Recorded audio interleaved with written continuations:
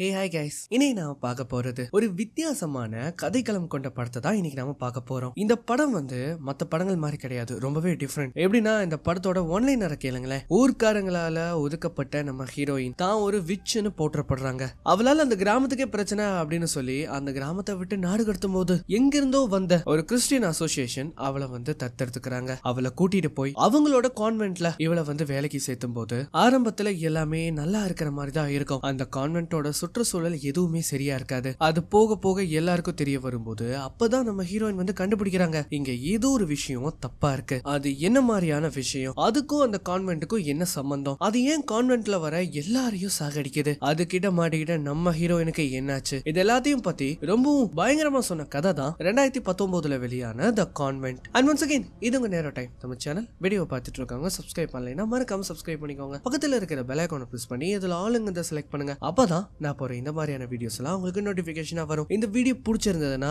மறக்காம ஒரு லைக் கொடுங்க. ஏன்னா நீங்க கொடுக்குற அந்த லைக் எனக்கு ஒரு சின்ன மோட்டிவேஷனா இருக்கும். இந்த வீடியோ பிடிச்சிருந்ததுன்னா மறக்காம உங்க ஃப்ரெண்ட்ஸ் அண்ட் ஃபேமிலிக்கு ஷேர் பண்ணுங்க. படத்தோட ஆரம்பம் 1619 வருஷம் இங்கிலாந்துல நடக்கிற மாதிரி காட்டுறாங்க. அந்த இடத்துல ஒரு பெண்மணி கடவுள்கிட்ட மன்னிப்பு கேட்டு அவங்க அழுகுறாங்க. அதுவும் எதுக்காகனா தான் கிட்ட ஒரு சக்தி இருக்கிறதாவும் அது கடவுளுக்கு எதிரான இந்த விட்ச் கிராஃப்ட்ஸை பயன்படுத்துறதுக்கு உதவி செய்யுது. இது ஏன் எப்படி எனக்கு வந்ததுன்னு தெரியாது, ஆனா இதனால என்னோட சிஸ்டர்ஸ்க்கு எதுவும் ஆயிடக்கூடாது. அந்த மாதிரி இவங்க சொல்லும்போது தான் ஒரு பிளாஷ்பேக் காட்டுவாங்க. அதாவது அந்த சமயத்துல நிறைய பேர் அங்க இருப்பாங்க. அந்த இடத்துக்கு ஏதோ ஒரு விஷயம் அங்க இருக்கிறவங்க எல்லாரையுமே கொலை பண்ணும். அத இந்த பெண்மணி கண் கூட பாப்பாங்க. ஆனா அவங்களால எதுவுமே பண்ணிருக்க முடியாது. அந்த மாதிரி சொல்லி இப்ப அப்படியே கட் பண்ணா 40 வருஷம் கழிஞ்சு நம்ம படத்தோட ஹீரோயினை காட்டுறாங்க. அவங்க பேரு பெர்செஃபோனே. அவங்க இப்போ ஜெயில்ல ஒரு ஜெயில் கைதியா இருப்பாங்க. இவங்க எதுக்காக நம்ம ஹீரோயினை ஜெயில போட்டிருக்காங்கன்னா அவ ஒரு சூனியக்காரின்னு அந்த கிராமமே சொல்லியிருக்கோம். அதை நம்பி அவளை ஜெயில புடிச்சு போட்டிருப்பாங்க. அது மட்டும் இல்லாம இன்னைக்கு ஜட்ஜ்மெண்ட் டே, அதனால அவளை இழுத்துட்டு நேரா கோர்ட்டுக்கு போறாங்க.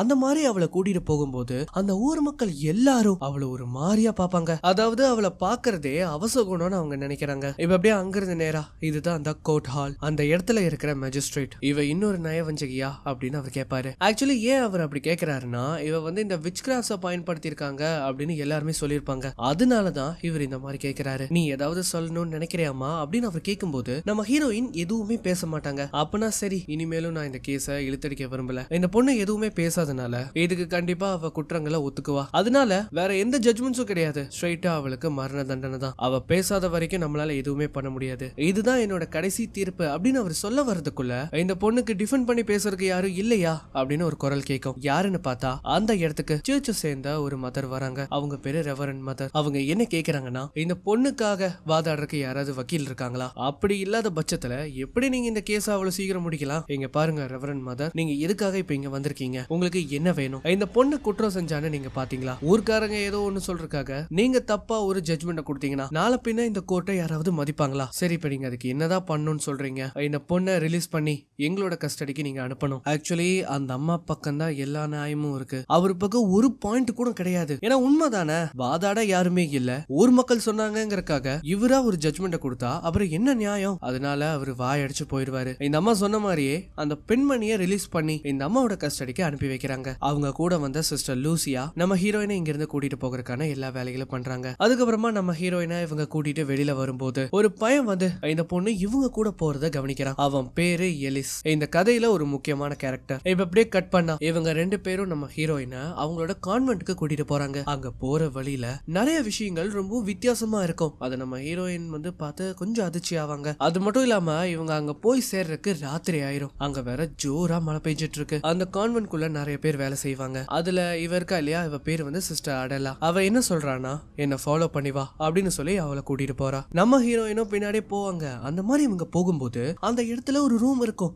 அந்த ரூம்குள்ள ஏதோ ஒண்ணு நின்று இவளையே பார்த்துட்டு இருக்கோம். ஆனா ஆக்சுவலா அந்த ரூம் க்ளோஸ் ஆகப்பட்ட நிலைமையில இருக்கு. பெர்செஃபோனே என் பின்னாடியே வான்னு நான் சொன்னேன். அதுக்கப்புறமா அவளை கூப்பிட்டு ஒரு ரூம்க்கு வராங்க.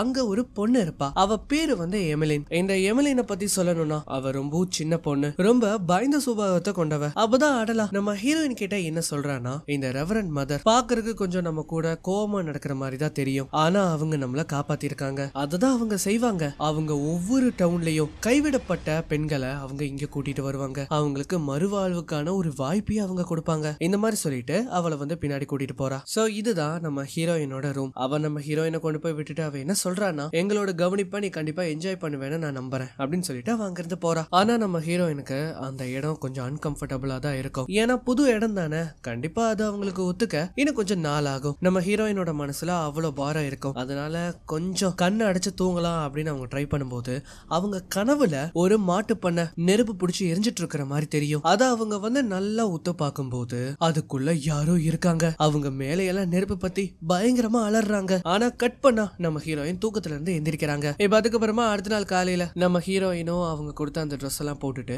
அவங்களோட வேலையை பார்க்கறதுக்காக ரெடி ஆகுறாங்க. அந்த சமயத்துலதான் அவங்க ரூமுக்கு வந்து ஒரு பொண்ணு வருவா. அவ பேரு வந்து கேத்தரின். கேத்தரினை பொறுத்த வரைக்கும் அந்த இடத்துலயே ரொம்ப நல்ல பொண்ணு இவதான். நம்ம ஹீரோயினை பார்த்ததும் அவளுக்கு அவ்வளவு பிடிச்சு போயிடும். உனக்கு பசிக்குதா அப்படின்னு அவ கேப்பா. ஆமா எனக்கு பசிக்குது அப்படின்னு வாயால சொல்லாம டக்குன்னு எடுத்து அந்த பிரெட்டை சாப்பிட ஆரம்பிச்சிருவா. நீ நேத்து ராத்திரி நல்லா தூங்குனியா?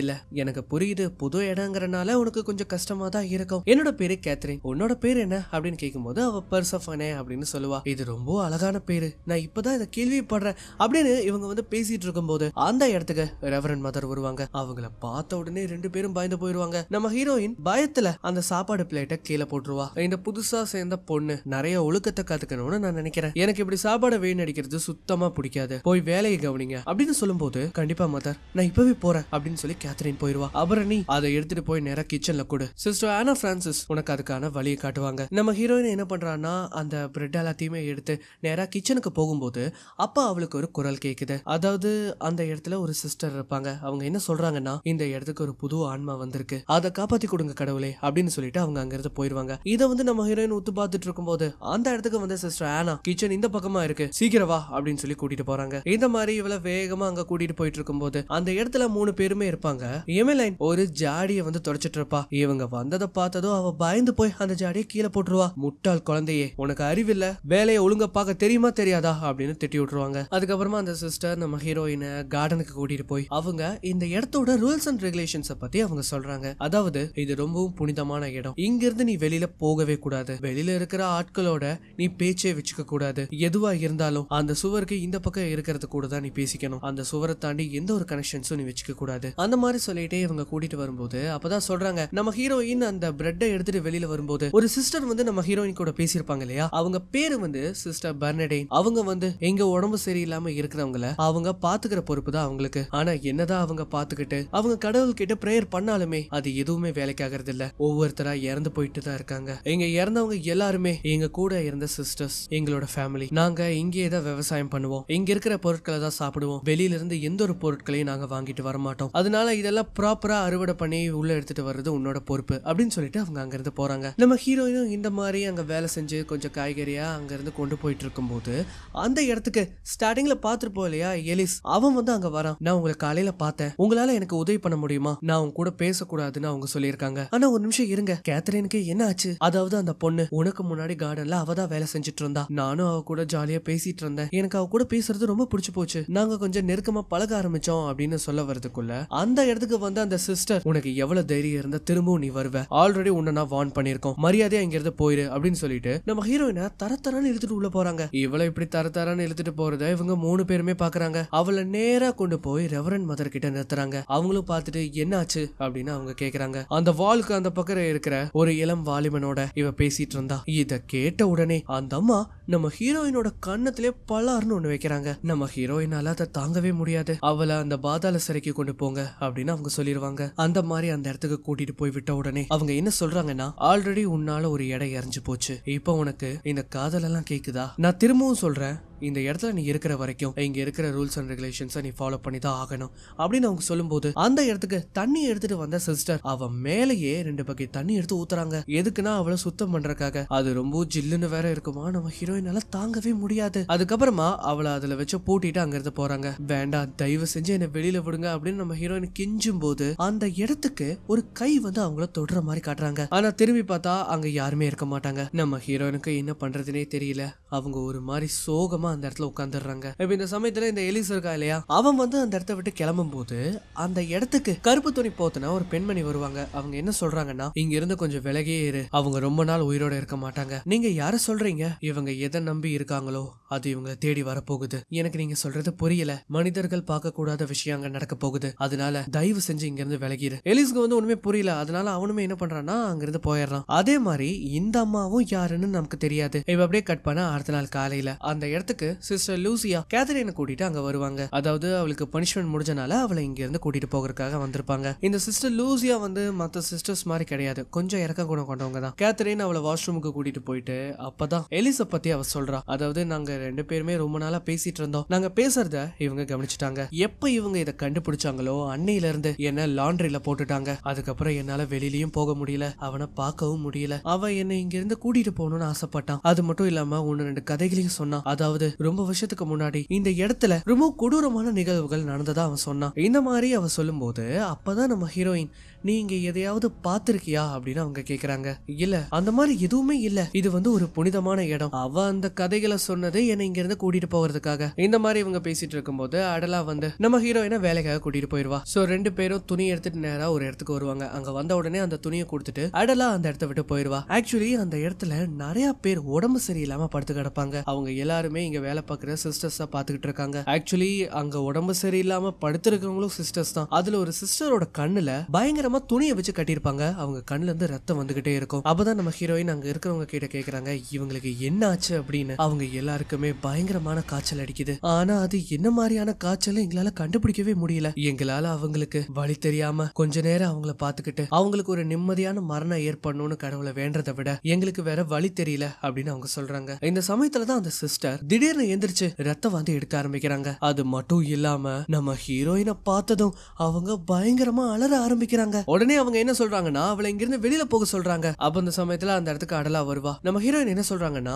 அவளோட கண்கள் அவளால என்ன பார்க்க முடியுது? கண்டிப்பா முடியாது, நான் தான் சொல்றேன்ல, அவங்க நேரம் என்னதான் பார்த்தாங்க. இந்த சமயத்துலதான் சிஸ்டர் பெர்னடைன் அங்க வருவாங்க. எனக்கு புரியுது பெர்னடைன், நீ இன்னும் எவ்வளவு காலம் தான் இந்த மாதிரி ப்ரே பண்ணிட்டே இருப்ப, அதுக்குதான் எந்த பலனும் இல்லையே, நாம போய் அவளை அடக்கம் பண்றதுக்கான வேலைகளை பார்ப்போம் அப்படின்னு அவங்க சொல்றாங்க. இப்ப அதுக்கப்புறமா அந்த துணிமணிகளை எல்லாம் நம்ம ஹீரோயின் வந்து கழுகிட்டு இருக்கும் போது அவங்களுக்கு யாரோ பிரேயர் பண்ற சத்தம் கேக்குது. இவங்களும் போய் பாக்குறாங்க. பார்த்தா அந்த இடத்துல சிஸ்டர் பெர்னடைன் இறந்து போனவங்களுக்காக அவங்க ப்ரே பண்ணிட்டு இருக்காங்க. அதாவது சிஸ்டர் பெர்னடைனை பொறுத்த வரைக்கும் அவங்க இறந்து போறவங்களை நினைச்சு ரொம்பவே வேதனைப்படுவாங்க. அதனால கடவுள்கிட்ட அவங்க மன்றாடி கெஞ்சவும் ஆரம்பிக்கிறாங்க. திரும்பவும் இன்னொரு தடவை இந்த நிலைமை யாருக்கும் வரக்கூடாதுன்னு அவங்க வேண்டாங்க. இப்ப அதுக்கப்புறமா அந்த நாள் ராத்திரி ஜோரா மழை பெஞ்சிட்டு இருக்கும். நம்ம ஹீரோயின் அவளோட ரூம்ல உட்காந்து புக்கை வந்து படிச்சுட்டு இருக்கும் போது அப்பதான் அவ ரூமோட டோரை யாரோ ஓபன் பண்ற மாதிரி அவளுக்கு சத்தம் கேட்கும். யாருன்னு அவ பயத்தோட பாக்கும்போது பார்த்தா உள்ள வருது கேத்தரின். நான் உன்னை டிஸ்டர்ப் பண்ணிட்டுனா மன்னிச்சிரு, என்னால தூங்கவே முடியல. உனக்கு ஒண்ணு தெரியுமா, நான் இதுக்கு முன்னாடி என்னோட பேரண்ட்ஸோட தான் இருந்தேன். அப்போ அவங்க தான் உன்னை இங்க சேர்த்தி விட்டாங்களா? அதுக்கு காரணம் அவங்கன்னு நான் சொல்ல மாட்டேன், என்னோட விதி போல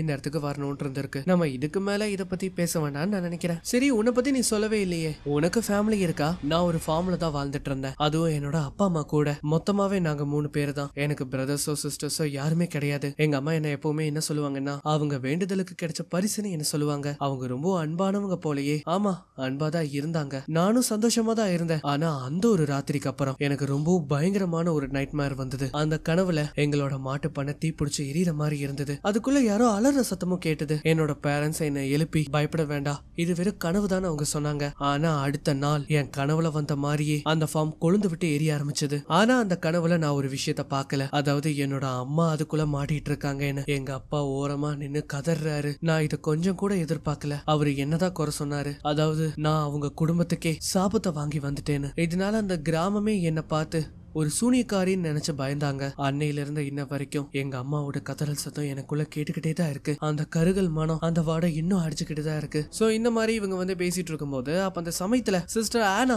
எல்லாரோட ரூம் டோரையும் லாக் பண்ணிட்டு வர்ற மாதிரி சத்தம் கேக்குது. இத பார்த்த உடனே கேத்தரின், நான் இப்ப உடனே போயாகணும் அப்படின்னு சொல்லி அவ அந்த இடத்த விட்டு போறா. இப்ப அதுக்கப்புறமா நேரம் மெதுவா நகரும் போது இன்னும் அந்த மழை விட்டப்பாடு இல்ல. நம்ம ஹீரோனுக்கு சரியா தூக்கமும் வராது. இந்த நேரத்துல அந்த மெழுகுபத்தி வேற அணிஞ்சு போயிடும். அதனால இவ என்ன பண்றான்னா எந்திரிச்சு போய் அந்த மெழுகுபத்தியை திரும்பவும் பத்த வைக்கும் போது அந்த செவுத்தோரமா பாத்தீங்களா ஏதோ ஒண்ணு அந்த செவுத்து மேல ஏறி போற மாதிரி தெரியுது. விளக்க பத்த வச்சுட்டு ஏதோ சத்தம் கேக்குதே அப்படின்னு நம்ம ஹீரோயின் திரும்பி பார்க்கும்போது அது மேல இருந்து நம்ம ஹீரோயினிய குறுகுறுன்னு பாத்துட்டு இருக்கோம். நம்ம ஹீரோயினுக்கு என்ன பண்றதுன்னே தெரியல. அது என்ன பண்ணுதுன்னா வேகமா கீழே இறங்கி நம்ம ஹீரோயினை நோக்கி வர பாக்குது. நம்ம ஹீரோயின் உடனே கதவு திறங்க அப்படின்னு கத்தும் போது சிஸ்டர் ஆனா உடனே கதவு திறந்து விடுறாங்க. அவ பயந்து அடிச்சுட்டு ஓடுவா. உள்ள பார்த்தா உள்ள ஒண்ணுமே இருக்காது. இந்த சமயத்துலதான் அந்த பாதாள அறை இருக்கும் இல்லையா, அதுல இருந்து ஏதோ ஒரு சத்தம் வர்ற மாதிரி இவங்களுக்கு கேட்கும். இவன் என்ன பண்றான்னா கதவு திறந்து உள்ள போய் பாக்குறா. பார்த்தா அந்த இடத்துல அந்த ஆவி வந்து இருக்குது. இதை பார்த்த உடனே நம்ம ஹீரோயின் பயந்து போகும்போது சிஸ்டர் ஆனா அவளை தரன்னு புடிச்சிட்டு வெளியில எடுத்துட்டு வராங்க. மதர் ரெவரண்ட், நீ எங்களை ரொம்ப தொலை பண்ணிட்டு இருக்க. எனக்கோ பொறுமைங்கிறது கொஞ்சம் தான் இருக்கும். நீ அதையே ஆட்டி பார்த்தா நாங்க சும்மா விடுவோமா அப்படின்னு சொல்லி அவளை புடிச்சு அந்த பாதாள சிறையிலேயே போட்டு அடைக்கிறாங்க. அந்த மாதிரி இவங்க அடைச்சிட்டு அங்க இருந்து போகும்போது நம்ம ஹீரோயின் பயங்கரமா அலறுவாங்க பாருங்க. இப்ப அப்படியே கட் பண்ணா அடுத்த நாள் காலையில நம்ம ஹீரோயின் அந்த இடத்துல மண்டிட்டு அந்த சிலுவையே பாத்துட்டு இருப்பாங்க. அந்த சமயத்துல அந்த இடத்துக்கு வந்து சிஸ்டர் லூசியா அவளை வெளியில கூட்டிட்டு வராங்க. இப்ப அதுக்கப்புறமா நம்ம ஹீரோயின் கார்டன்ல வேலை செஞ்சுட்டு இருக்கும் போது அந்த இடத்துக்கு திரும்பவும் எலிஸ் வந்து வரான். நம்ம ஹீரோயின் என்ன சொல்றாங்கன்னா உன் கூட பேசுறது எனக்கு மரணத்துக்கு சமம் அப்படின்னு அவ சொல்றா. என்ன மன்னிச்சிரு, ஆனா நான் இந்த தாடி வந்தது உங்களை எச்சரிக்கிறதுக்காக. எதை பத்தி? போன தாடி நான் உங்களை வந்து பாத்துட்டு போகும்போது இந்த இடத்துக்கு வெளியில கருப்பு துணி போட்டுட்டு ஒரு பெண்மணி அங்க இருந்தாங்க. அவங்க இங்க இருக்கிற அந்த இன்ஃபெக்ஷனை பத்தி பேசினாங்க. அப்ப நம்ம ஹீரோயின் என்ன சொல்றாங்கன்னா அதுக்கும் மேல இந்த இடத்துல ஏதோ ஒரு தீய சக்தியோட பிரசன்ஸ் இருக்கிறத அவங்க சொல்றாங்க. இதுக்குள்ள ஏதோ ஒண்ணு இருக்கு, ஆனா என்னால உறுதியா சொல்ல முடியாது. இதனால எங்களுக்கு ஆபத்து இருக்கு. நீ இப்படி சொல்லும் போது கேத்தரினுக்கு என்ன நிலைமை? நீங்க ரெண்டு பேருமே இந்த இடத்தை விட்டு வெளியில வந்தாகணும். கேத்தரின் என்கிட்ட சொன்னா நீ இந்த இடத்துல கொஞ்சம் வருஷத்துக்கு முன்னாடி ஏதோ நடந்ததை பத்தி நீ சொன்னையாமா. அப்படி இங்க என்ன நடந்தது? அது இந்த கிராமத்துல சொல்ற ரூமர்ஸ். இது நடக்கும்போது நான் பிறக்கவே இல்ல. அப்படின்னா நான் தான் கண்டுபிடிக்கணும். அந்த பெண்மணி என்ன வார்ன் பண்ணாங்க. அவங்களுக்கு கண்டிப்பா இதை பத்தி தெரிஞ்சிருக்கலாம். இப்ப இந்த சமயத்துல அந்த இடத்துல வந்து பெல் அடிக்கிற சத்தம் கேட்கும். நீ இங்க இருந்து போயாகணும். நாம மட்டும் மாட்டணும்னா நம்மள உண்டு இல்லன்னு ஆக்கிடுவாங்க. ஒரு நிமிஷம் இரு, இதை கேத்தரின் கிட்ட கொடுத்துரு அப்படின்னு சொல்லி ஒரு லெட்டரை கொடுக்கறான். நம்ம ஹீரோயினும் என்ன பண்றான்னா அந்த லெட்டரை கொண்டு போய் நேரா கேத்தரின் கையில கொடுக்கறா. அந்த மாதிரி அதை படிச்சு பார்த்து அவ சிரிக்கும் போது அந்த இடத்துக்கு சிஸ்டர் லூசியா வந்துருவாங்க. நீ எதை என்கிட்ட இருந்து மறைக்கிற? ஒண்ணும் இல்ல சிஸ்டர், கேத்தரின் அதை என்கிட்ட கொடு. அப்பதான் அவ பயந்துகிட்டே மெதுவா கொடுத்து தயவு செஞ்சு ரெவரண்ட் மதருக்கு இதை பத்தி எதுவுமே தெரியக்கூடாது அப்படின்னு அவ சொல்லுவா பாருங்க. அந்த சமயத்துல ரெவரண்ட் மதர் அந்த இடத்துக்கு வருவாங்க. இல்ல எனக்கு புரியல, எனக்கு எது தெரியக்கூடாதுன்னு நீ நினைக்கிற? அப்பதான் சிஸ்டர் லூசியா அதை அவங்க கிட்ட கொடுத்துருவாங்க. சோ அவ்வளவுதான், ரெண்டு பேரும் தீந்தாங்க. இப்ப இந்த சமயத்துல சிஸ்டர் பெர்னடைனை வந்து காட்டுறாங்க. அவங்க என்ன பண்றாங்கன்னா கடவுள் முன்னாடி மண்டிட்டு பயங்கரமா ப்ரே பண்ண ஆரம்பிக்கிறாங்க. அதாவது அவங்கள பார்க்கும் போதே தெரியுது எதையோ பார்த்து அவங்க பயப்படுற மாதிரியும் இருக்கு. இப்ப அதே சமயம் இந்த பக்கம் இவங்க ரெண்டு பேரையும் அந்த பாதாள அறைக்கு கூட்டிட்டு போறாங்க. அந்த மாதிரி கூட்டிட்டு வந்த உடனே மதர் ரெவரண்ட், நான் உங்ககிட்ட எவ்வளவு தடவை சொல்லியிருக்கேன் எனக்கும் பொறுமை இருக்கு, அதை சீண்டி பார்க்காதீங்கன்னு. இன்னைக்கு நீங்க என்ன ரொம்ப சீண்டிட்டீங்க. அதனால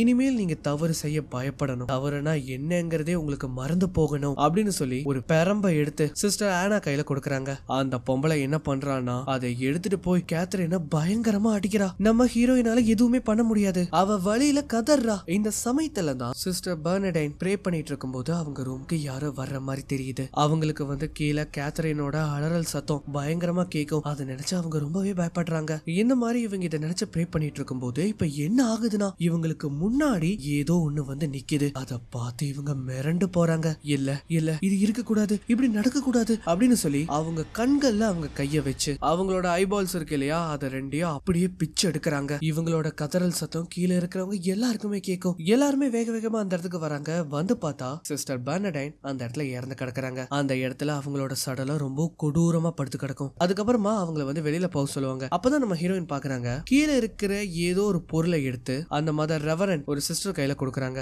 ஆனா அது என்னன்னு தான் தெரியல. அண்ட் அதை வாங்கின அந்த சிஸ்டர் மெதுவா அதை எங்கேயோ எடுத்துட்டு போறாங்க. இதை நம்ம ஹீரோயினும் கவனிக்கிறாங்களா? அது அப்படி என்னது அப்படின்னு நம்ம ஹீரோயின் போய் பார்க்கும்போது வெளியில யாரோ இருக்கிறத அவங்க கவனிச்சிடுறாங்க. உடனே சிஸ்டர் ஆனா வெளியில வந்து பார்க்கும்போது அங்க யாருமே இருக்க மாட்டாங்க. அதனால அவங்களும் அந்த இடத்தை விட்டு போயிருவாங்க. உடனே நம்ம ஹீரோயின் என்ன பண்றாங்கன்னா வேக வேகமா அந்த அறைக்குள்ள போறாங்க. நம்ம ஹீரோயின் அங்க போய் பாக்குறாங்க. பார்த்தா அந்த டேபிள்ல நிறைய புத்தகங்கள் இருக்கும். 2-3 பாக்ஸஸுமே இருக்கும். அதுல ஒரு பாக்ஸ திறக்கும் போது அதுல ஏதோ ஒரு விஷயத்த துணியால கட்டி வச்சிருக்காங்க. அதுல ரத்தக்கரைகளுமே இருக்கு. அது என்னன்னு ஓபன் பண்ணி பார்த்தா அதுல சிஸ்டர் பெர்னடைனோட கண்கள் இருக்கு. இத பார்த்த உடனே நம்ம ஹீரோயினுக்கு தூக்கி வாரி போட்டுரும். இவங்க எதுக்காக இதை எடுத்து வச்சிருக்காங்கன்னு நம்ம ஹீரோயினுக்கு சுத்தமா தெரியாது. அது எப்படி இருந்ததோ அதே மாதிரி எடுத்து வச்சுட்டு அங்க இருந்து நம்ம ஹீரோயின் கிளம்புறாங்க. இப்ப இந்த சமயத்துல இந்த எலிஸ் இருக்கான் இல்லையா, கிராமத்துல இருக்கிற ஒரு மார்க்கெட்ல அவனுக்கு தேவையான பொருட்களை வாங்கிட்டு அவங்க கிட்ட கருப்பு உடை போட்ட வயதான பெண்மணிய நீங்க எங்கேயாவது பாத்தீங்களா அப்படின்னு கேட்கும்போது எனக்கு அவங்கள பத்தி எதுவும் தெரியாது அப்படின்னு சொல்லிட்டு அவர் உள்ள போயிருவாரு. அந்த சமயத்துல அங்க இருக்கிற ஒரு பொண்ணு அந்த அம்மா எங்க இருக்காங்க இருக்காங்கன்னு எனக்கு தெரியும் அப்படின்னு அவ சொல்றா. எனக்கு அவங்க எங்க இருக்காங்கன்னு எனக்கு தெரிஞ்சாகணும், இது ரொம்ப அர்ஜென்ட், தயவு செஞ்சு சொல்லுங்க அப்படின்னு கேட்கும்போது அந்த பொண்ணு அந்த வயதான பெண்மணி இருக்கிற இடத்த அவ சொல்றா. இப்ப அதே சமயம் இந்த பக்கம் நம்ம ஹீரோயின் வேகமா ஓடி போறாங்க. அந்த மாதிரி இவங்க வேக வேகமா வந்து நம்ம பசங்க கிட்ட நாம இந்த இடத்த விட்டு உடனே கிளம்பி ஆகணும் அப்படிங்கறத அவங்க சொல்றாங்க. ஆடலா உடனே இங்க இருந்து கிளம்புறதா, எங்க போவ, நமக்கு இந்த இடம் தான் பாதுகாப்பான இடம். சிஸ்டர் பெர்னடைன் என்ன பாதுகாப்பாவா இருந்தாங்க, இங்க நமக்கு ஆபத்து இருக்கு, இங்க நமக்கு பாதுகாப்பு இல்ல, இங்க ஏதோ ஒண்ணு இருக்கு, நான் இந்த இடத்துல உன்னை பார்த்தேன், நீ யார பார்த்த, எப்படி, ஒரு பொண்ணு, அது ஒரு இளம் பொண்ணு, என் கண்களுக்கு அது தெரியுது, அதனாலதான் என்னவோ தெரியல என்ன விச்சுன்னு சொல்றாங்க, ஆனா நான் இப்பவும் சொல்றேன் நம்ம ரொம்ப பெரிய ஆபத்துல இருக்கோம். இது எல்லாத்தையுமே கேட்க கேட்க எமிலின் இருக்கா இல்லையா, அவ பயங்கரமா பயப்பட ஆரம்பிக்கிறா. எங்க பாரு கொஞ்சம் இதை நிறுத்து. எமிலின் பயப்படுறா. சிஸ்டர் பெர்னடைனோட ஐஸ மதர் ரெவரண்ட் எடுத்து வச்சிருக்காங்க. ஆனா எதுக்கு? சோ இந்த மாதிரி இவங்க இத பேசி வாக்குவாதம் பண்ணிட்டு இருக்கும் போது எமிலின் பயந்து போய் அங்கிருந்து ஓடிடுவா. அவ ரொம்ப சின்ன பொண்ணு தானே, அவ ரூமுக்கு போய் அவ பயந்து உட்கார்ந்துட்டு இருப்பா. எல்லாருமே போய் அவளை சமாதானப்படுத்திட்டு இருக்கும் போது அந்த இடத்துக்கு சிஸ்டர் ஆனா வருவாங்க. அவங்க வந்து அவங்க 3 பேருமே வெளியில துரத்தி விட்டு எமிலினோட விளக்கை எடுத்துட்டு அவங்க ரூமை க்ளோஸ் பண்ணிட்டு போறாங்க. அடலா எவ்வளவோ சொல்லி இருப்பா இந்த மாதிரி விளக்கு இல்லைன்னா அவ ரொம்ப பயப்படுவான்னு. ஆனா அது எல்லாத்தையுமே கேட்காம அவங்க 3 பேரையும் அங்க இருந்து அனுப்பிட்டு இவங்களும் அங்க இருந்து கிளம்புறாங்க. இவங்க அங்க இருந்து போனதுக்கு அப்புறமாவும் எமிலின் கதவை தட்டிக்கிட்டே இருப்பா. இந்த மாதிரி தட்டி தட்டி அவ ரொம்ப சோர்ந்து போனதுக்கு அப்புறமா அவளுக்கு என்ன பண்றதுனே தெரியாம திருன்னு முழிச்சிட்டு இருப்பா. அதே சமயம் இங்க நம்ம ஹீரோயினை காட்டுவாங்க. அவ அவளோட ரூமுக்கு வந்த உடனே அவளோட கைகளை கழுகி ஃப்ரெஷ் அப் ஆயிட்டு இருப்பா. அண்ட் இந்த சமயத்துல தான் காட்டுறாங்க எமிலினுக்கு முன்னாடி ஒரு பயங்கரமான உருவம் அவளை நோக்கி வரும். அது ஆக்சுவலி வேற எதுவும் இல்ல, நம்ம ஹீரோயின் சொல்லிருப்பாங்க இல்லையா ஒரு பொண்ணோட உருவத்தை நான் பார்த்தேன்னு, அதே பொண்ணுதான் இப்ப எமிலின் முன்னாடி வந்து நிக்குது. அவ என்ன பண்றான்னா நேரா எமிலினோட உடம்புக்குள்ள ஊடுருவரா. அவளோட முகத்தை பாருங்களேன், அவளால அந்த பிரசன்ஸ தாங்கவே முடியல. இப்ப இந்த சமயத்துல அது என்ன பண்ணுதுன்னா எமிலின அவளோட கைகளாலேயே ஒரு கத்தி எடுத்து அவளை காயப்படுத்த அது தூண்டுது. இந்த மாதிரி அவ அந்த கத்தி எடுத்து அவளோட கைகளை குத்தும் போது இங்க நம்ம ஹீரோயினை காட்டுவாங்க. அவ வந்து கைகளை கழுகிட்டு இருப்பா இல்லையா, அவ கைகள்ல இருந்து ரத்தம் வர ஆரம்பிக்கும். இவளுக்கு வந்து ஒண்ணுமே புரியாது. அப்பதான் பாக்குறா அந்த செவுத்துல அந்த உருவம் வந்து தெரியும். அது அங்க மறைஞ்சு போனதும் அவளோட கைகள்ல இருக்கிற அந்த காயங்களும் மறைஞ்சு போயிடும். நம்ம ஹீரோயின் லிட்டரலி அந்த இடத்துல பயந்து போயிருப்பாங்க. இப்ப அப்படியே கட் பண்ணா இங்க எலிசா வந்து காட்டுறாங்க. அவ என்ன பண்றான்னா அந்த பொண்ணு சொன்ன மாதிரியே காட்டு வழியா நடந்து போய் நேரா அந்த பெண்மணி இருக்கிற இடத்த கண்டுபிடிச்சிடறான். அங்க போய் அந்த பெண்மணியை பார்த்த உடனே அவங்க உனக்கு என்ன வேணும் அப்படின்னு அவங்க கேக்குறாங்க. நான் உங்களை அந்த வால்ஸ்க்கு அப்புறம் பார்க்கும்போது நீங்க என்ன அந்த இடத்த விட்டு தள்ளி இருக்க சொன்னீங்க, ஏன் அப்படி சொன்னீங்க, உங்களுக்கு அந்த இடத்த பத்தி என்ன தெரியும், இந்த மாதிரி அவன் கேட்கும்போது அதை தெரிஞ்சுக்கிறனால உனக்கு எந்த பயனும் இல்ல. அப்பதான் எலிஸ் இங்க பாருங்கம்மா, தயவு செஞ்சு சொல்லுங்க, என்னோட ஃப்ரெண்ட்ஸ் அந்த இடத்துல மாட்டிட்டு இருக்காங்க, அவங்கள நான் எப்படியாவது காப்பாத்தணும், தயவு செஞ்சு அங்க என்னதான் நடந்ததுங்கிறத சொல்லுங்க அப்படின்னு அவன் கேட்பான். அப்பதான் அந்த அம்மாவும் உண்மையிலேயே அங்க என்ன நடந்தது அப்படிங்கறத அவங்க சொல்றாங்க. சரியா, இப்ப இருந்து 40 வருஷத்துக்கு முன்னாடி, அதாவது அவங்க இளமையா இருக்கும்போது அந்த அம்மாக்கு கர்த்தர் மேல பயங்கரமான ஈர்ப்பு இருந்தது. கடவுளுக்கு சேவை செய்யணுங்கிற அந்த மனப்பான்மை அதிகமா இருந்திருக்கும். அதனால இவங்க என்ன பண்ணாங்கன்னா அந்த கான்வென்ட்டுக்கு வந்து போய் சேர்றாங்க. அப்ப அந்த சமயத்துல அந்த கான்வென்ட்ல இருக்கிறவங்க எல்லாருமே இன்க்ளூடிங் அந்த வயசான பெண்மணி அவங்களையும் சேர்த்து அவங்க ஒரு பூஜையை மேற்கொள்றாங்க. அதுவும் எதுக்குன்னா கடவுளை வந்து சந்திக்கிறதுக்காக. அந்த இடத்துல ஒரு பெரியவங்களும் இருந்திருப்பாங்க. அவங்க தான் இந்த பூஜைக்கான ஹெட்டே. அந்த அம்மா என்ன சொல்லுவாங்கன்னா கடவுளை நீங்க சந்திக்கணும்னா உங்களை நீங்க பரிசோதிக்கணும், அதுக்கு உங்களோட ரத்தத்தை நீங்க தானம் பண்ணணும் அப்படின்னு சொல்லி ஒரு கத்தியை நீட்டுவாங்க. அந்த சமயத்துல நாங்க எல்லாருமே எந்த சேலஞ்சா இருந்தாலும் அதை எதிர்கொள்றதுக்கு நாங்க தயாரா இருந்தோம். அதனாலேயே நாங்க அந்த இடத்துல ஒரு கான்ஜரிங்க பெர்ஃபார்ம் பண்ணோம். கான்ஜரிங்னா ஒண்ணும் இல்ல, பலி கொடுக்கற மாதிரி தான். எங்க குரூப்லயே ரொம்பவும் அப்பாவியா இருக்கிறவங்கள தான் அந்த சாக்ரிஃபைஸ்க்கு நாங்க முன் வச்சோம். அந்த மாதிரி இருக்கும்போது ஒரு பொண்ணு அந்த கத்தியை எடுத்து அவளோட கையை வெட்டி அந்த ரத்தத்தை ஒரு ஜாடியில ஊத்தனா. அதுக்கப்புறம் காத்திருந்தோம், நாங்க காத்துக்கிட்டே இருந்தோம். அப்ப அந்த சமயத்துல அந்த இடத்துக்கு ஏதோ ஒண்ணு வந்தது. அது எதுவுமே எங்க கண்களுக்கு தெரியல, அவளோட கண்களுக்கு மட்டும்தான் தெரிஞ்சது. ஆனா எங்களால அது இருக்கிற பிரசன்ஸ உணர முடிஞ்சது. அதுக்கு பயங்கரமான சக்திகள் இருக்கிறத எங்களால உணர முடிஞ்சது. என்னால பார்க்க முடியுது. அவ பார்த்தது என்னன்னு எங்களுக்கு தெரியாது, அவ பார்த்தது என்ன வேணா இருக்கலாம், ஆனா அது நல்ல விஷயம் கிடையாதுங்கிறத மட்டும் நாங்க உணர்ந்தோம். அப்பதான் தெரிஞ்சது அது ஒரு டெவில்னு. அது நேரா அவளோட உடம்புல ஊடுருவிருச்சு. எங்களால அடுத்து என்ன நடக்க போகுதுங்கிறத கணிக்கவே முடியல. அந்த சமயத்துல அவளுக்கு பயங்கரமா ஃபீவர் அடிச்சது. அவளால அந்த வேதனையை தாங்க முடியாம அந்த இடத்துல இறந்து போயிட்டா அப்படின்னு தான் நாங்க நினைச்சோம். ஆனா நாங்க நினைச்சது தப்பு. அவ அந்த இடத்துல உயிர் தெளிஞ்சா. அங்க இருக்கிற ஒவ்வொருத்தரோட கண்களையும் அவ பிடுங்கி எரிய ஆரம்பிச்சா. அவ அங்க இருக்கிற ஒருத்தரை கூட விடுற மாதிரி தெரியல. எல்லாரையுமே கொலை பண்ண ட்ரை பண்ணா. அதுல மாட்டின ஒரு சிஸ்டரோட நிலைமை ரொம்ப ரொம்ப மோசமா முடிஞ்சிருக்கும். எந்த அளவுக்கு அங்க இருக்கிறவங்க எல்லாரையுமே கொல்ல முடியுமோ அந்த அளவுக்கு கொடூரமா அவ கொலை பண்ணா. கண் பிதுங்கப்பட்ட நிலைமையில எல்லாருமே அங்க சடலமா கடந்தாங்க. நானும் இன்னொருத்தவங்க மட்டும்தான் அங்க இருந்து தப்பிச்சோம். அந்த சமயத்துல அவ எங்களை நோக்கி வரும்போது அந்த சோல் அவளோட பாடியை விட்டு வெளியில போயிருச்சு. அவ திரும்பவும் சுயநலவுக்கு வந்துட்டா. ஆனா அவளால சாகடிக்கப்பட்டவங்க எல்லாருமே உயிர் தெளிந்து அவளை அங்க இருந்து கிரேவியார்டுக்கு கூட்டிட்டு போயிட்டாங்க. இந்த சம்பவத்துக்கு அப்புறம் நானும் அந்த இடத்த விட்டு போயிட்டேன். நான் சொன்னேன் இல்லையா எங்களுக்கு மூத்தவங்க ஒருத்தங்க இருந்தாங்கன்னு, அவங்க மட்டும்தான் அந்த கான்வென்ட்ல இருந்தாங்க. அதுக்கப்புறம் நான் ஒவ்வொரு தடவையும் தூரத்துல இருந்து அந்த கான்வென்ட்டை பார்ப்பேன். நிறைய பொண்ணுங்க அந்த இடத்துக்கு போனாங்க, ஆனா யாருமே உயிரோட வெளியில வந்துதான் நான் பார்த்ததே இல்ல. இதை நான் நடக்க விட மாட்டேன். நான் உடனே அவங்கள போய் காப்பாத்த போகணும். நீங்களும் என் கூட வரணும். எதுக்கு? எப்படி நீங்க இப்படி ஒரு விஷயம் நடக்கும்னு தெரிஞ்சதுக்கு அப்புறமும் உதவி பண்ணாம இருக்க போறீங்க? நான் நீ கேட்ட கேள்விக்கு பதில் சொல்லிட்டேன். ஏன் வேலை முடிஞ்சது, இங்க இருந்து கிளம்பு அப்படின்னு சொல்லும்போது உங்களுக்கு எல்லாம் மனசாட்சியே இல்ல அப்படின்னு சொல்லிட்டு அவன் அங்கிருந்து போறான். இவ அப்படியே கட் பண்ணா இந்த பக்கம் நம்ம ஹீரோயினை காட்டுவாங்க. இந்த சமயத்துல அடலா பயங்கரமா கத்துற சத்தம் அவங்களுக்கு கேட்கும். என்னன்னு அங்க போய் பார்த்தா எமிலின் இறந்து கிடக்குறா. ஆக்சுவலி எமிலின் வந்து அடலாவோட சிஸ்டர். அவ நம்ம ஹீரோயினை பார்த்த உடனே இதுக்கு நீதான் காரணம், நீ எப்ப இங்க வந்தியோ சாபத்தை தவிர வேற எதுவுமே இங்க நீ கொண்டு வரல அப்படின்னு சொல்லி பயங்கரமா கத்துவா. அந்த சமயத்துலதான் ரெவரண்ட் மதர் அங்க வருவாங்க. முதல்ல இங்க இருந்து சாப்பலுக்கு போங்க அப்படின்னு அவங்க சொல்லி அனுப்பி விடுவாங்க. இப்ப அதே சமயம் சிஸ்டர் லூசியா கேத்ரினை காணோன்னு அவளோட ரூம்க்கு போய் பார்க்கும்போது அவளுக்கு பயங்கரமா ஃபீவர் அடிச்சிட்டு இருக்கும். ஆக்சுவலி அதுக்கு அர்த்தம் என்னன்னா அவளுக்கும் மத்தவங்கள மாதிரியான நிலைமை ஏற்பட போகுது. இப்ப அதே நேரத்துல இங்க எமிலினை காட்டுறாங்க. அவ முகத்தை பாருங்களேன், அந்த கத்திய வச்சு அவ பயங்கரமா அவளோட முகத்துல கீறல்களை போட்டிருக்கா. அவளோட முகத்தை மூடிட்டு அடலா அந்த இடத்துல இருக்கும்போது நம்ம ஹீரோயின் நாம இங்க இருந்து கிளம்பி ஆகணும், இதுதான் என்னோட வீடு, நான் உங்ககிட்ட சொல்றத சொல்லிட்டேன், நீ வரையோ இல்லையோ நானும் கேத்ரின் இங்க இருந்து கிளம்ப தான் போறோம். இந்த சமயத்துலதான் சிஸ்டர் லூசியா அந்த இடத்துக்கு வராங்க. அவங்க என்ன சொல்றாங்கன்னா அடுத்ததா கேத்ரின், அவளுக்கு இப்ப அந்த ஃபீவர் வந்திருக்கு. அப்பதான் அடலா நான் ரெவரண்ட் மதர் கூட பேசணும் அப்படின்னு சொல்லும்போது அவங்க குவார்டர்ஸ்ல இருப்பாங்க, நீ போய் பாத்துக்கோ அப்படின்னு அவங்க சொல்லுவாங்க. இவ்வளவு என்ன பண்றான்னா அந்த இடத்துக்கு போறா. அந்த மாதிரி போய் பார்க்கும்போது அந்த பொம்பளை ஏதோ ஒரு மந்திர வரிகளை உச்சரிச்சு சிஸ்டர் பெர்னடைனோட கண்கள் இருக்கும் இல்லையா அதை எடுத்து நெருப்புல போட்டு எரிக்கிறாங்க. இத கண் கூட அடலா பாக்குறா. நம்ம ஹீரோயின் வேக வேகமா போய் கேத்ரினை பார்க்கும்போது அவளுக்கு பயங்கரமா ஃபீவர் இருக்கும். அந்த இடத்துக்கு வந்து கேத்ரின் கூட அவ பேச ட்ரை பண்ணும்போது இந்த சமயத்துல சிஸ்டர் ஆனா நீ எதுக்கு இங்க வந்த, நீ இப்ப இங்க தேவையில்லை, மரியாதையா இங்க இருந்து கிளம்பிரு அப்படின்னு அவங்க சொல்றாங்க. அந்த பொம்பளை சொல்லனால நம்ம ஹீரோயினும் வெளியில கிளம்பி வரும்போது வெளியில அடலா இருப்பா. என்னாச்சு, அந்த ரெவரண்ட் மதர் பெர்னடைனோட கண்களை அவங்க எரிக்கிறத நான் பார்த்தேன். அப்ப இப்ப நீ என்ன நம்புற இல்லையா?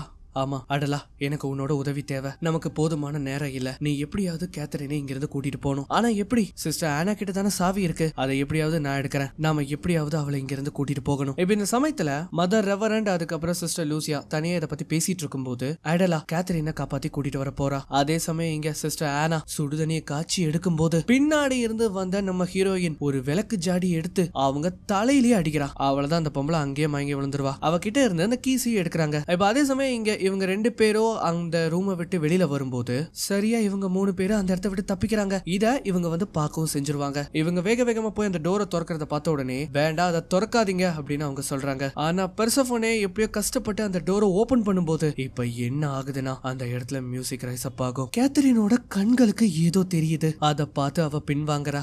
என்னன்னு பார்த்தா அந்த சாத்தானோட கைகள் அவளுக்கு தெரியும். அந்த இடத்துல சூழப்படுறத அவ பாக்குறா. இத பார்த்த உடனே அவ அந்த இடத்தை விட்டு பயந்து ஓடும்போது நம்ம ஹீரோயின் அங்க பாக்குறாங்க. பார்த்தா அங்க எதுவுமே இல்ல. இப்ப என்ன ஆகுதுன்னா அந்த கதவு தானா சாத்தும். கேத்ரினுக்கு என்னாச்சுன்னு ஓடி போய் பார்த்தா அவ கையில ஒரு கத்திய வச்சு என்கிட்ட யாரும் வராதீங்கன்னு அவ மிரட்டுறா. என்கிட்ட யாரும் வராதீங்க, என்கிட்ட யாரும் வராதீங்க, கேத்ரின் என்ன பாரு, நீ உன் கண்களால பார்த்தது எதுவுமே உண்மை கிடையாது. ஆனா நம்ம கேத்ரினோட கண்களுக்கு அவ முன்னாடி ஒரு நன்னு பேசுற மாதிரி தெரியும். அது என்ன பண்ணுதுன்னா கேத்ரினை அவளோட கைகளாலேயே அவளை சாகடிக்குது. கேத்ரினும் அந்த இடத்துல பரிதாபமா இறந்து போறா. நம்ம ஹீரோயினால இதை தாங்கவே முடியல. இப்ப அதுக்கப்புறமா அவளுக்கான இறுதி சடங்கெல்லாம் அவங்க செய்யறாங்க. இந்த மாதிரி இவங்க அந்த இறுதி சடங்கு செஞ்சுட்டு இருக்கும் போது அந்த இடத்துல கருமேகங்கள் சூழறத இவங்க கவனிக்கிறாங்க. இத பார்த்த உடனே அவங்க 3 பேரும் அங்கிருந்து வேக வேகமா போறாங்க. பின்னாடியே நம்ம பசங்களும் போவாங்க. அந்த சமயத்துலதான் எலிஸ் இருக்கான் இல்லையா, அந்த கான்வென்ட்டுக்கு வந்துட்டு இருப்பான். அவனும் அந்த இடத்துல கருமேகங்கள் இருக்கிறத கவனிக்கிறான். இப்ப இந்த சமயத்துல ஜோரா மழை பெய்யுதா, எல்லாருமே நேரா அங்க இருக்கிற பிரேயர் ஹாலுக்கு வராங்க. அந்த மாதிரி அங்க போய் சிலுவை முன்னாடி அவங்க ஜெபம் பண்ண ஆரம்பிக்கும் போது இப்ப இந்த சமயத்துல இங்க 2 டெட் பாடியை காட்டுவாங்க. அதாவது ஒன்னு வந்து சிஸ்டர் பெர்னடேவோடது, இன்னொன்னு கேத்ரினோடது. அது ரெண்டுமே பயங்கரமா ஆட ஆரம்பிக்குதுங்க. இந்த மாதிரி அவங்க அந்த பிரேயரை உச்சரிக்க சிஸ்டர் பெர்னடே அந்த இடத்தை விட்டு எந்திரிக்கிறாங்க. நமக்கு தெளிவாவே தெரியுது அவங்களுக்கு கண்கள் இல்ல. ஆனா இப்பதான் காட்டுறாங்க இதுக்கு முன்னாடி இருந்தவங்கள புதைச்சிருப்பாங்க இல்லையா, அந்த கிரேவ் யார்டுல இருந்து அந்த புணங்கள் மேல எந்திரிச்சு வருதுங்க. அந்த மாதிரி வந்து அந்த கதவை பயங்கரமா தட்டும் போது 5 பேருமே இதை கேட்கவும் செய்யறாங்க. இப்ப இந்த சமயத்துல என்ன ஆகுதுன்னா இறந்து போன சிஸ்டர் பெர்னடே அந்த இடத்துக்கு வராங்க. அவங்க வந்து அவங்களோட துணியை விளக்கும் போது அங்க இருக்கிறவங்க எல்லாருக்கும் தூக்கி வாரி போட்டுரும். உன்னால எங்களுக்கு எந்த பிரச்சனையும் வரக்கூடாது அப்படின்னு சிஸ்டர் ஆனா சொல்லும் போது அவ கூட பேசாத அப்படின்னு ரெவரண்ட் மதர் சொல்றாங்க. ஆனா நம்ம எல்லாம் சிஸ்டர்ஸ் கிடையாதா, நம்ம ஃபேமிலின்னு நீங்க சொன்னீங்க அந்த மாதிரி சொல்லி அவங்க என்ன பண்றாங்கன்னா சிஸ்டர் ஆனாவோட கண்களை அவங்க பிச்சு எறியறாங்க. இத பார்த்த உடனே அடலா பயந்து போய் அங்கிருந்து ஓடும்போது பின்னாடியே நம்ம ஹீரோயினும் ஓடுவாங்க. சிஸ்டர் ஆனா அந்த இடத்துல இறந்து போறாங்க. இந்த பிரச்சனைக்கு நான் வரல அப்படின்னு சொல்லி ரெவரண்ட் மதர் என்ன பண்றாங்கன்னா அங்கிருந்து போயிடுறாங்க. சிஸ்டர் லூசியா நீங்க எங்க போறீங்க என்ன விட்டுட்டு அப்படின்னு பயந்துட்டு இருக்காங்க. சிஸ்டர் பெர்னடைன் நேரா சிஸ்டர் லூசியா கிட்ட வரும்போது அவங்க அந்த புத்தகத்தை எடுத்து பைபிள்ல இருக்கிற வரிகளை எல்லாம் அவங்க படிக்க ஆரம்பிக்கிறாங்க. இந்த சமயத்துல என்ன ஆகுதுன்னா பின்னாடி இருந்து வந்த ரெவரண்ட் மதர் ஒரு கூர்மையான பொருள் எடுத்து அவளோட தலையிலேயே சொருவுறாங்க. திரும்பவும் அதை எடுத்து அவளோட இதயத்திலேயே சொருவும் போது அந்த இடத்திலேயே அந்த பொணம் திரும்பவும் இறந்து போகுது. அவங்க கூட போய் இரு இந்த மாதிரி சொல்லிட்டு அவங்க திரும்பவும் ப்ரே பண்ண ஆரம்பிப்பாங்க. இந்த சமயத்துல எலிஸ் இருக்கா இல்லையா, அவன் அந்த சுவரை ஏறி அந்த கான்வென்ட்குள்ள குதிக்கிறான். இப்ப அதே சமயம் எங்க சிஸ்டர் அடலா தனியா அவளோட ரூம்ல உட்கார்ந்து அழுதுகிட்டு இருக்கும் போது அவளோட ரூமோட கதவை யாரோ திறக்கிறாங்க. யாருன்னு பார்த்தா அந்த இடத்துக்கு இறந்து போன எமிலின் வரா. அவளை பாக்குறக்கே ரொம்ப விகாரமா இருப்பா. நீ என்னை விட்டுட்டு போயிட்டல, என்னை விட்டு பிரிஞ்சது உனக்கு வருத்தமாவே இல்லையா, அதனால நீ இப்ப என் கூட வர அப்படின்னு அவ சொல்லுவா. நம்ம ஹீரோயின் அடலாவை தேடிட்டு பின்னாடியே வந்திருப்பா இல்லையா, அவளோட ரூமுக்கு போய் பார்க்கும்போது வாய் வெட்டப்பட்ட நிலைமையில அடலா செத்து கிடக்குறா. நம்ம ஹீரோயினுக்கு இதை பார்த்த உடனே என்ன பண்றதுன்னு தெரியல.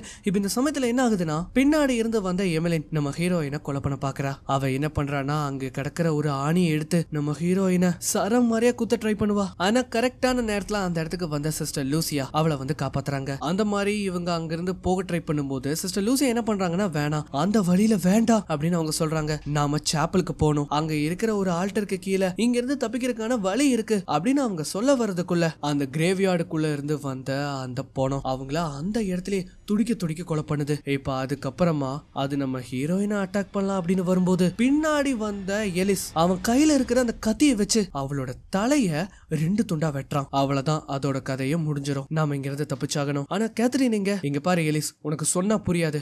கேத்தரின் இறந்துட்டா, அவளுக்கு அந்த ஃபீவர் வந்திருக்கு, அவளை என்னால காப்பாத்த முடியல, அதனால இப்ப நம்ம 2 பேரும் தான் இங்க இருந்து தப்பிக்கணும். சிஸ்டர் லூசியா எனக்கு அந்த வழியை சொன்னாங்க, அந்த ஆல்டருக்கு கீழே இங்க இருந்து தப்பிக்கிறதுக்கான வழி இருக்கு, இந்த வழியா போலாம் அப்படின்னு சொல்லி நம்ம ஹீரோயின் அவனை அங்கிருந்து கூட்டிட்டு போறாங்க. இப்ப அதே சமயம் மதர் ரெவரண்ட் அந்த இடத்துல ப்ரே பண்ணிட்டு இருக்கும் போது அந்த இடத்துக்கு அந்த வயதான பெண்மணி வராங்க. ஆக்சுவலி அவங்க பேரு வந்து எலிசபெத். உன்னை இங்க வரவே இருக்கிறதுக்கு யாரும் இல்ல, இங்க இருந்து கிளம்பு அப்படின்னு அவங்க சொல்றாங்க. இன்னும் நீ எவ்வளவு பேரை பலி கொடுப்ப, எவ்வளவு பெண்கள் இதுக்காக சாவாங்க, உனக்கு ஒரு விஷயம் தெரியுமா, இது எல்லாத்தையுமே நான் அதுக்காக தான் பண்றேன். அதோட குரலை நான் கேட்டேன், அது ரொம்ப இனிமையா இருந்தது, அது எனக்காக பாடவும் செஞ்சது. நான் இந்த பலிகளை கொடுத்தனா என்னால சொர்க்கத்தோட வாசலுக்கு போக முடியும். நீ இன்னும் முட்டாளாவே இருக்கிற, இந்த மாதிரி பலி கொடுக்கறனால எல்லாம் நம்மளால சொர்க்கத்துக்கு போக முடியாது, நல்ல வழிகளை கடைபிடிக்கிறவங்களால மட்டும்தான் சொர்க்கத்துக்கு போக முடியும் அப்படின்னு அந்த அம்மா சொல்லும் போது எவ்வளவு தைரியம் இருந்தா எனக்கே நீ பாட எடுப்ப அப்படின்னு சொல்லி அந்த ரெவரண்ட் மதர் எலிசபெத்தை அந்த இடத்துல தலையில அடிக்கிறாங்க. இப்ப அதே சமயம் இங்க நம்ம பசங்க 2 பேருமே அந்த ஆல்டருக்கு கீழே இருக்கிற அந்த சீக்ரெட் வேயை கண்டுபிடிச்சிருவாங்க. அது ஆக்சுவலி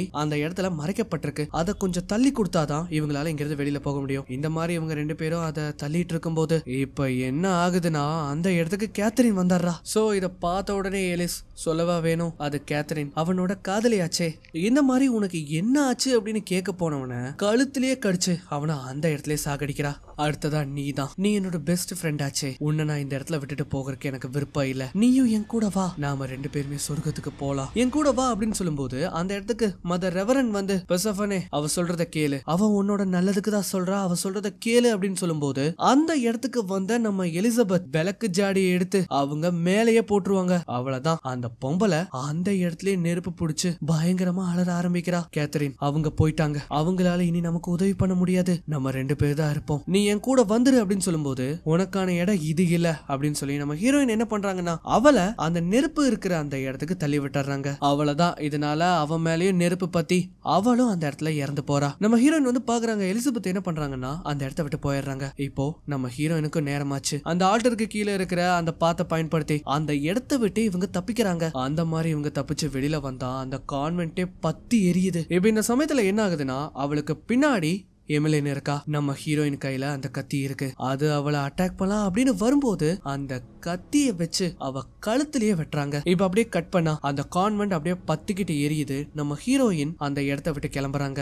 இந்த மாதிரி அவங்க கிளம்பும் போதுதான் காட்டுறாங்க எமிலினோட தலை அந்த இடத்துல அவங்க சொருவி வச்சுட்டு போயிருக்காங்க. அந்த கான்வென்ட்டை விட்டு யாருமே உயிரோட வெளியில வந்ததா சரித்திரமே இல்ல அப்படின்னு எலிசபெத் சொல்லியிருப்பாங்க. ஆனா இந்த தடவை நம்ம ஹீரோயின் உயிரோட அதுல இருந்து தப்பிச்சு வெளியில வந்திருக்காங்க. சோ எல்லாமே முடிஞ்சிருச்சு அப்படின்னு பார்க்கும்போது இப்ப கடைசியா எமிலினை காட்டுவாங்க பாருங்க. அவளோட கண்கள் திறக்குது. சோ இப்படியாக இந்த படத்தை வந்து இதோட முடிக்கிறாங்க. அண்ட் இதுக்கப்புறம் இன்னொரு நல்ல கதையோட நம்ம மீண்டும் சந்திக்கலாம். சோ ஒன்ஸ் அகைன் இது உங்க நேரோ டைம் தமிழ் சேனல். வீடியோவை பார்த்துட்டு இருக்கவங்க சப்ஸ்கிரைப் பண்ணலைன்னா மறக்காம சப்ஸ்கிரைப் பண்ணிக்கோங்க. பக்கத்துல இருக்கிற பெல் ஐகானை பிரஸ் பண்ணி அதுல ஆளுங்கதை செலக்ட் பண்ணுங்க. அப்பதான் நான் போற இந்த மாதிரியான வீடியோஸ் எல்லாம் உங்களுக்கு நோட்டிபிகேஷனா வரும். இந்த வீடியோ பிடிச்சிருந்ததுன்னா மறக்காம ஒரு லைக் கொடுங்க. ஏன்னா அந்த லைக் எனக்கு ஒரு சின்ன மோட்டிவேஷனா இருக்கும். இந்த வீடியோ பிடிச்சிருந்ததுன்னா மறக்காம உங்க ஃப்ரெண்ட்ஸ் அண்ட் ஃபேமிலிக்கு ஷேர் பண்ணுங்க. மீண்டும் இன்னொரு வீடியோல சந்திக்கலாம்.